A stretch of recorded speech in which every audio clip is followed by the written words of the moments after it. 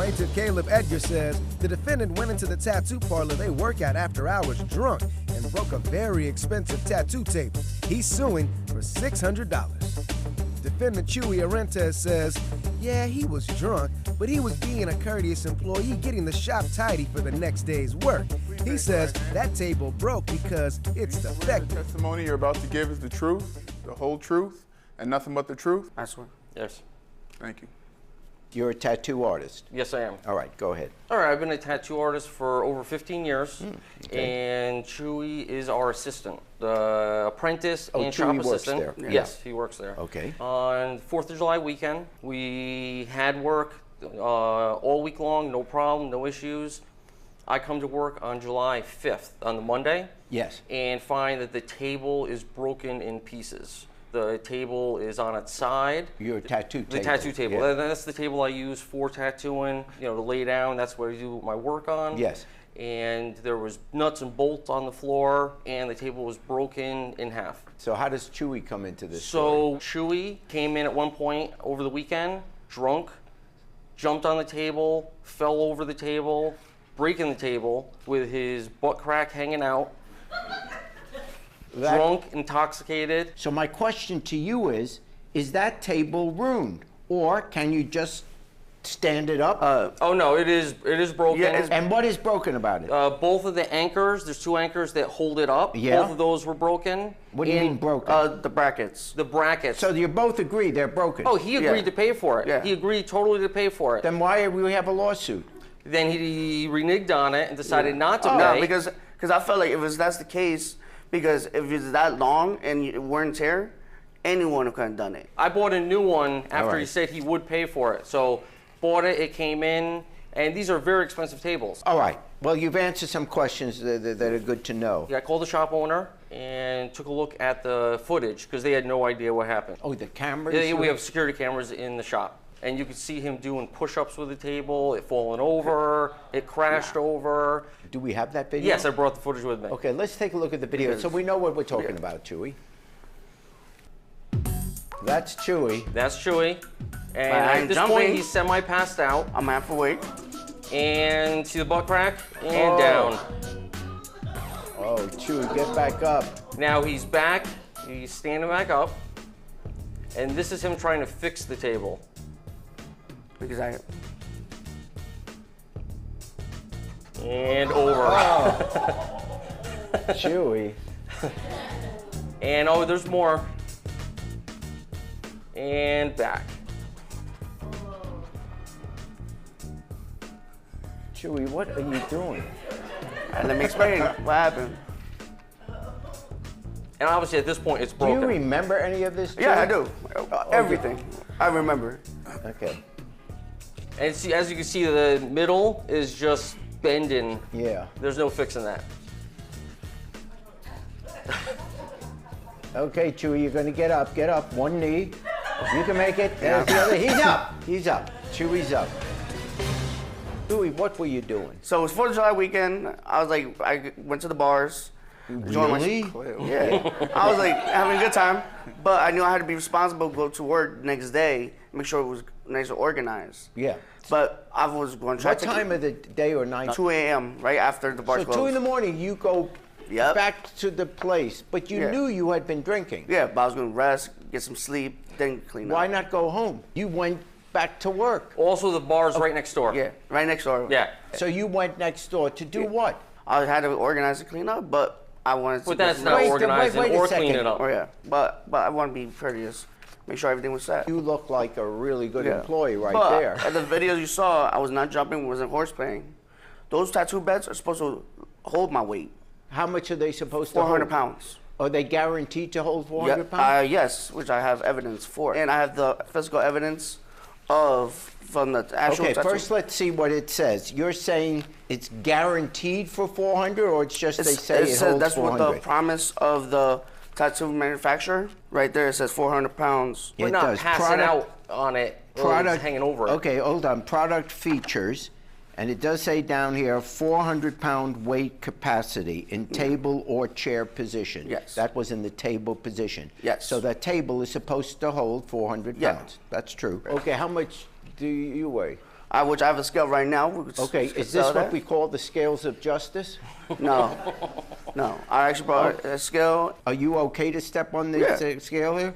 Yeah, let me turn it on. Now, also, he also agreed Okay, to pay. well, this is big. This is big. What is it? Najee's good with numbers. Because, wait a second, Chewy, you can't even see the scale. It's still moving. Yeah. It's still moving.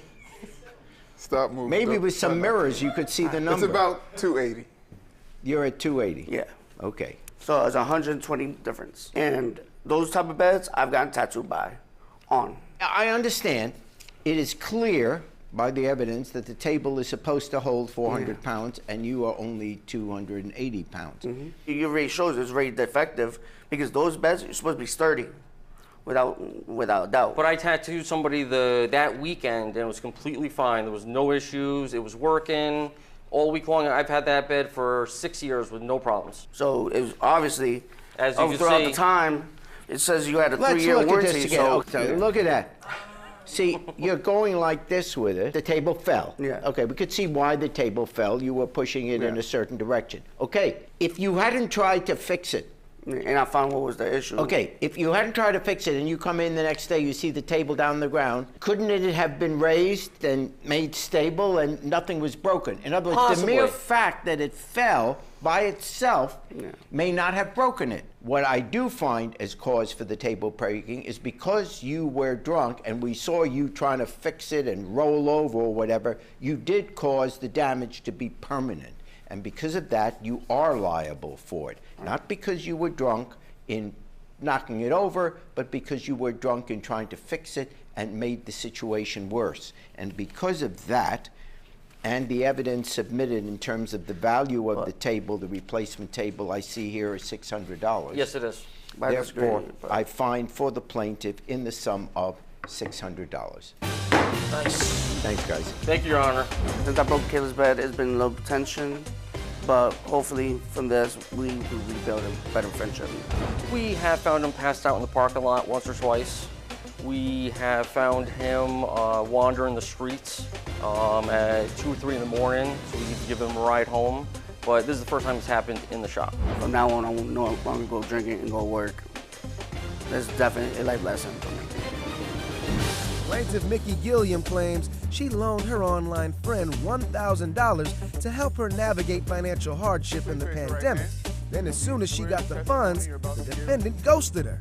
She's suing for a return of her $1,000. Defendant Nicole Rodgers says even though they never met, she and the plaintiff had been sending each other nice things for a while, so she thought the $1,000 was just another gift. They call you Micki? Mm-hmm. Okay. Micki, you're suing your friend Shannon. What's going on? Yes, I am suing my friend Shannon because I loaned her $1,000 because she was trying to find an apartment. First off, Your Honor, this is my first time actually meeting Shannon. We never met before. You guys are friends and you never met before? No, we never met before. How's that? We became friends during the pandemic. We started our friendship in January. And we talk every day, every night. We got personal. She shares some stories about her. Oh, you mean you do Zoom or? Yeah, Zoom, FaceTime, all that stuff. Okay. And we got to have a good friendship and all that. So it was a good time. What was it like so this morning you came into the courtroom and you suddenly saw her? Was there, that must have been a little awkward. Was there a hug? Was there a handshake? No. Was there? No, No, it wasn't. None of that. I mean, I can't believe that I'm actually meeting her like this. I didn't want it to Micki. be like this. We shouldn't be here right now. No, I wish it wasn't like this. But what happened was she called me and texted me saying like, oh, I'm trying to find an apartment. It's kind of awkward, like sharing an apartment with my ex and everything. I'm trying to like save up to find it. And I'm like, okay, it sounds concerning, so let me just loan her some money. So I gave her some money on Venmo and I gave her $1,000 and I said, okay, give me an update on what's going on, make sure everything's okay, just make sure you call me. I really wanted to help her trying to find an apartment because I didn't want her to live with your like ex, you know what I mean? Like she did help me out, but it wasn't like, oh, Micki, I need $1,000 urgently. I just said, hey, things are getting kind of like a little awkward here. I'm really trying to move out. But you said you loaned her the money. When did you expect, did you tell her when she had to pay I you back? expect her to give it to me in the next week because she said she was going to find a job. So it's like, make sure you give it to me too. So like, I didn't give her like, I gave her a day. Like, next week, please give it the money because I was You said to her, next week, pay me back. Yeah. Did she say, could you give me $1,000? She made it seem like it was an emergency. Made it seem, but did she say, could you loan me some money? She didn't say it, but I knew like in her face, her expressions, like she needed. Like it was emergency that she needed. She wanted to move out like right then and right now. So I gave her the money. But you were talking to her at that time. Yeah.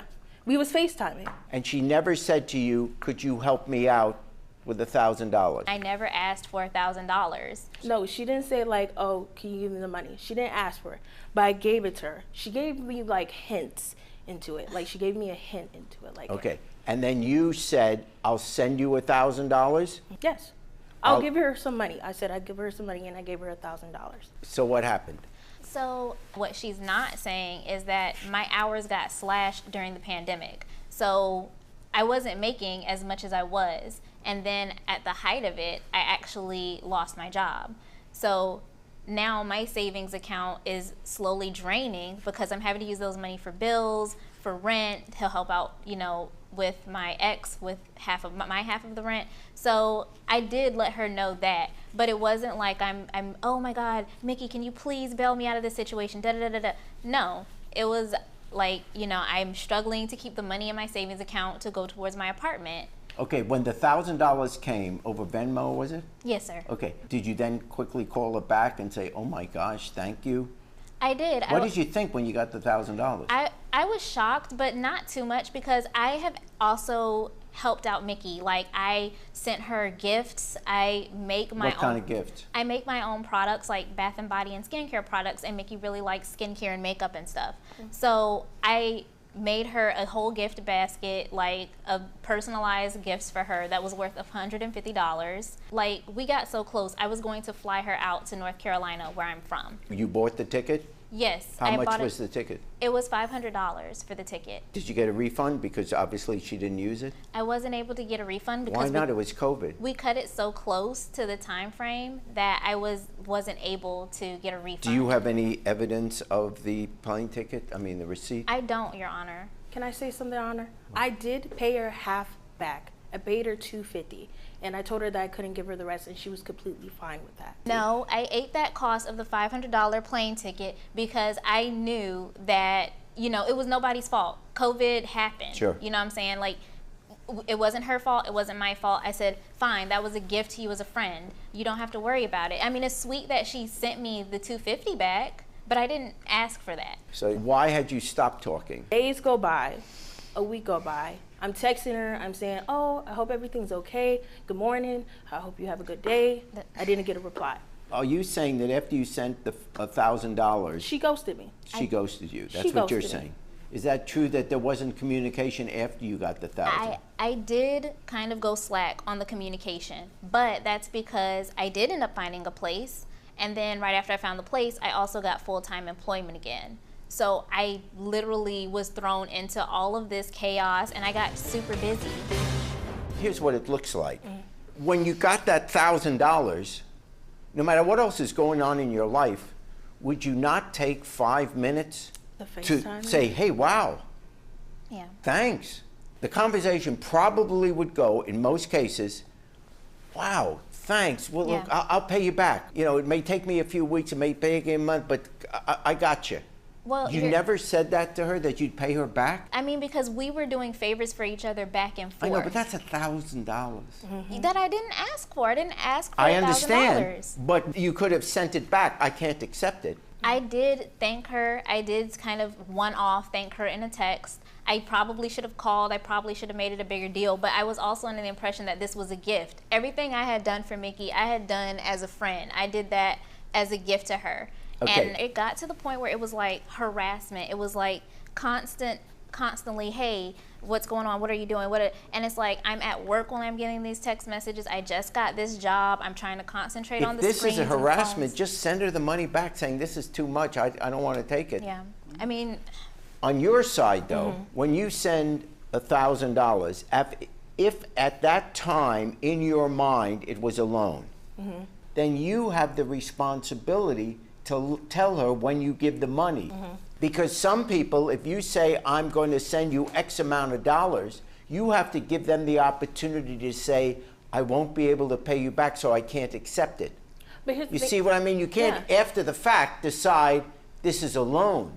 You have to let her know, because if you would have said, this is a loan and I expect to be paid back in increments, but I expect to be paid back, in light of what her situation was the day the $1,000 arrived, she might have, you have to give her the opportunity to say, I can't accept this if you expect to be paid back, because I don't know if that I'll be able to, because I got all these other expenses. Yeah, I tried hard to tell her though. It's not hard. You take out your phone, you go to that text, and then you take one finger and your thumbs. My text couldn't go through. Don't make it seem like I blocked you. Your text couldn't go through? No, she blocked me. I did not block you. I'm pretty sure you blocked me. I did not block you. Because my text didn't go through. I did not block her. Well, you did at some point, not you ghosted her. I wasn't as responsive as I should have been because it got to a point where it was uncomfortable and I didn't know how to approach it, because in my mind I'm like, okay, where is it coming from all of a sudden that this is a loan?